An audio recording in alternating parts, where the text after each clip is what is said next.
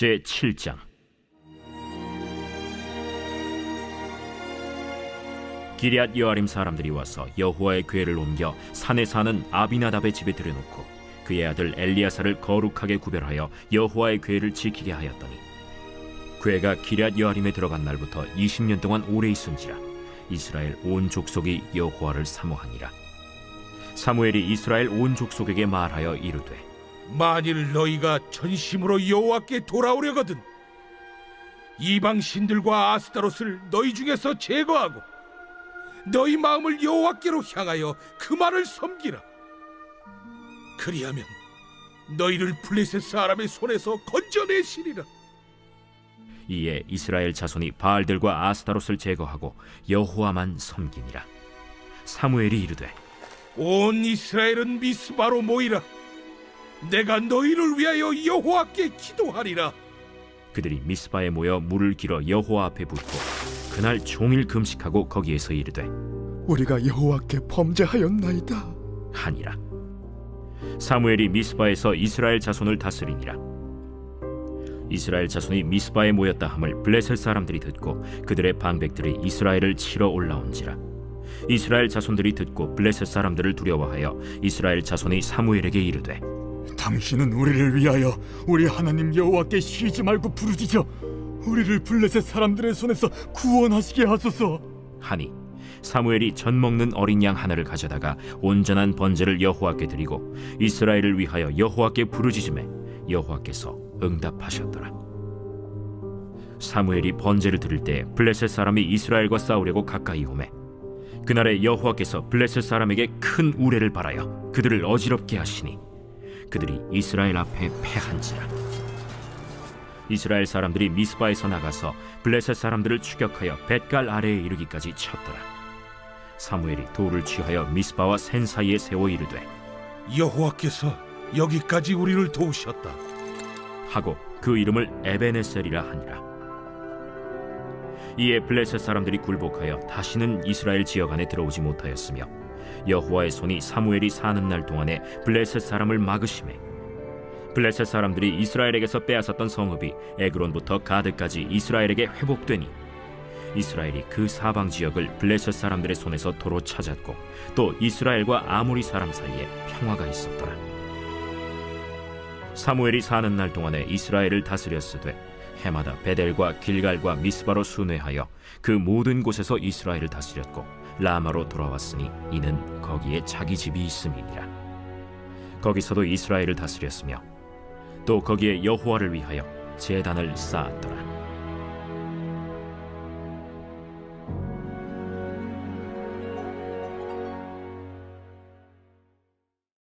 오늘 하나님의 말씀은 사무엘상 7장 1절부터 17절까지 말씀입니다. 오늘 말씀의 제목은 미련해 보이는 가장 지혜로운 행동입니다.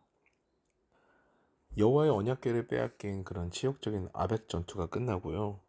이제 여호와에게는 이스라엘로 돌아와서 기럇 여아림에 있는 아비나답의 아들 엘리야살이 거룩한 자, 그 제사장에 대해서 그 언약궤를 지키게 됩니다.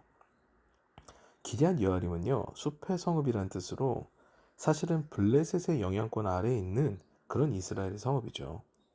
블레셋이 여호와의 언약궤를 어쩔 수 없는 상황 가운데 보냈지만요, 이스라엘은 그 언약궤를 다시 여호와의 제단에 있는 실로로 옮기지 못합니다. 그냥 블레셋 눈치를 보면서 기럇 여아림에 남기지요. 아직까지 이스라엘은 블레셋에 눌려 있는 겁니다. 주님께서 세상을 이기셨지만 그것을 온전하게 체험하지 못한 신앙에 머무르는 신앙인은요, 주님과 세상 사이에서 갈등합니다. 그 놀라운 기적이잖아요. 벳세메스 암소 사건을 목도한 이스라엘 백성들인데요. 그런데도 불구하고 결국 블레셋의 눈치를 보면서 더 깊은 믿음의 경지, 신앙의 모습을 보여주지 못하죠. 이것은 그들의 삶이 세상에 한 발, 주님께 한 발, 이런 혼합주의 신앙을 가지고 있었음을 알려줍니다.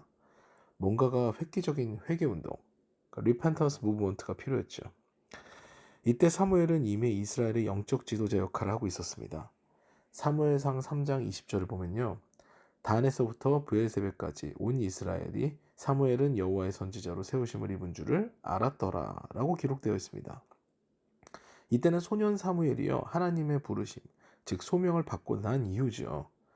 그 이후에는 사무엘은 이미 사사로 이제 또 제사장으로 하나님 앞에 세우심을 받은 것을 이스라엘이 다 알았다는 겁니다. 그는 여호와의 언약궤가 다시 돌아왔음에도 불구하고요, 하나님께 돌아오지 않는 그런 이스라엘 백성들을 보게 되죠. 그리고 그들에게 제안합니다. 이방신을 섬기지 말고 오직 하나님만을 섬기라. 이 메시지를 전하게 되죠. 그럼 이방신을 버린다는 것은 무엇을 의미할까요? 되게 간단하지만 어렵습니다. 물질의 욕망, 권력과 야망의 욕망, 성적인 쾌락의 욕망, 이런 모든 욕망 등등을요 절제하는 겁니다. 그 당시 이방 신전에서 제공하는 달콤함 때문에 사람들이 하나님을 저버리거든요. 하나님의 말씀대로 사는 것이 사실 세상에서는 다소 미련해 보이죠. 선하게, 착하게 사는 것, 하나님의 말씀대로 사는 것, 베풀면서 사는 것, 하나뿐인 인생인데도 불구하고 욕망을 절제하는 것, 이것들 하기 싫으니까 이방신을 섬기며 하나님의 말씀을 무시하는 건데요. 사무엘은 그것을 포기하라는 겁니다. 이제 하나님께 돌아가자. 됐다라는 거죠. 근데 여러분, 우리가 하나님께 돌아가는 길의 첫 번째가 바로 이 사무엘의 메시지입니다. 바로 회개라는 거죠. 회개는 히브리어로 슈브라고 하는데요. 뉘우침, 후회 등의 그런 뉘앙스를 가진 단어입니다. 이제 그것을 저지른 것이 너무 후회가 돼서 나는 다시는 그것을 하지 않겠다 라는 것이 바로 회개의 진정한 의미죠. 우리는 무엇을 회개해야 할까요? 이게 굉장히 중요한 부분이잖아요. 무엇을 잘못했고 무엇을 돌이키는 겁니까? 그래서 정확하게 성경은 말씀하십니다. 하나님의 말씀대로 살지 못했음을 회개하라. 이것이 시작이죠. 그러면서 사무엘은 온 이스라엘을 미스바로 모이게 합니다. 여기서 회개 기도를 드리죠. 말 그대로 거국적인 그런 회개 기도를 엽니다. 그런데 이스라엘 백성들이 모였다는 소리를요, 블레셋이 듣습니다. 그들은 이스라엘이 모인 것이 뭔가 군사적 행동일 것이라는 그런 오해를 한 것처럼 보여요. 그래서 군대를 소집한 그들은요, 굉장히 엉뚱하게 이스라엘의 대각성 기도회에 쳐들어옵니다. 근데 이때 사무엘은 어떤 행동을 할까요? 전쟁을 준비하나요? 무기를 드나요? 전투를 계획하나요? 아닙니다. 그 급박한 상황에 그는 예배를 드립니다. 이스라엘 자손 역시 사무엘에게 기도할 것을 제안하죠. 이 사람들은요, 군대가 쳐들어오는데 참 정신 나간 것 같은 행동을 합니다. 기도하자고 예배하자고 하는 거죠. 군대가 지금 막 쳐들어온다는 섭보를 듣는데요. 이에 사무엘은 말뿐이 아니라 실천까지 합니다. 어린 양 하나를 가져다가요, 온전한 번제를 여호와께 드리죠. 그런데 여기서 놀라운 일이 일어납니다. 갑자기 하늘에서 큰 우레가 울리면서 블레셋이 어지러워서 싸울 수가 없는 그런 상황이 됩니다. 이때 이스라엘 사람들이 블레셋을 쳐서 큰 승리를 거두죠. 무려 큰 도시 성읍 2개를 빼앗습니다. 에그론과 가드가 이때부터 이스라엘에게 회복이 되죠. 군대가 쳐들어오는데 태연하게, 그것도 짐승의 각을 떠서 불태워드리는 그런 번제를 드린다? 정말 말도 안 되죠. 세상에서 보면요, 간이 엄청나게 크거나 미련해도 보통 미련한 것이 아닌 행동입니다. 그런데요, 이것이 가장 지혜로운 일임이 증명이 됩니다. 그 당시 이스라엘은요, 블레셋과 전쟁을 하면 게임이 안 되는 나라예요. 청동기 문화권의 이스라엘이거든요. 그런데 이미 철기 시대가 도래해서 철기로 무장을 한 블레셋입니다. 군대의 질에서 상대가 되지 않아요. 그런데 이 군대의 질에서 상대가 되지 않는 그 갭이요, 그냥 한순간에 무의미해지는 그런 상황이 됩니다. 주님께 나아가서 예배하고 기도하게 되니까요, 이 전력의 차이가 갑자기 그냥 뒤바뀌어 버려요. 역전이 돼 버립니다.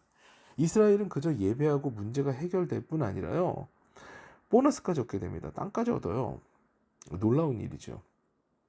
제가 결혼한 후에 저의 장막은 늘 하나님께서 예비하셨는데요, 그 중에 제가 미사강변 도시에 장막을 칠 때 이야기입니다. 이사는 가야겠고 돈은 없는 좀 다소 비참한 상황이었거든요. 그래서 집을 알아보는데 미사강변 도시에서 대출을 받으면 어떻게든 갈 수 있겠는 거예요. 그래서 가계약을 하고 계약할 날짜를 기다리고 있었습니다. 이윽고 날짜가 되고 계약은 해야 되는데요, 계약금이 모자라게 되는, 준비가 되지 않는 그런 안타까운 상황이 벌어졌죠.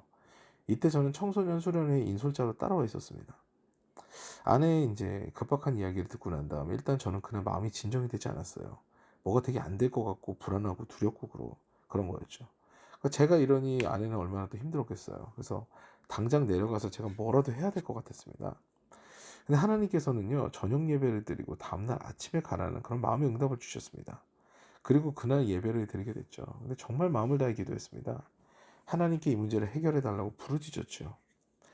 얼마나 울면서 기도를 했는지 앞에서 저희 청년이 찬양팀이었는데 저를 보니까 너무 처절하게 울면서 기도하더라고. 그 후일에 얘기하더라고요. 너무 못생겨 보였다고 합니다. 왜 엘리 제사장이 한나한테 술 취한 자여 그만 마시라, 뭐 했는지 그때 저도 이해를 했어요. 얼마나 제가 처절하게 일그러진 표정으로 울면서 기도를 했으면 그런 말이 나왔을까요?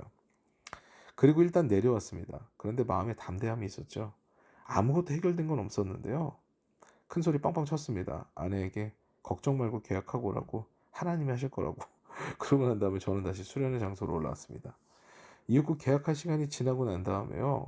얼마 지나지 않아서 아내한테 전화가 왔습니다. 전세 계약을 하는데 집주인이 서류를 미비하게 준비하는 바람에 오히려 본인이 우리에게 금액을 맞춰서 계약을 해주겠다고 하는 거죠.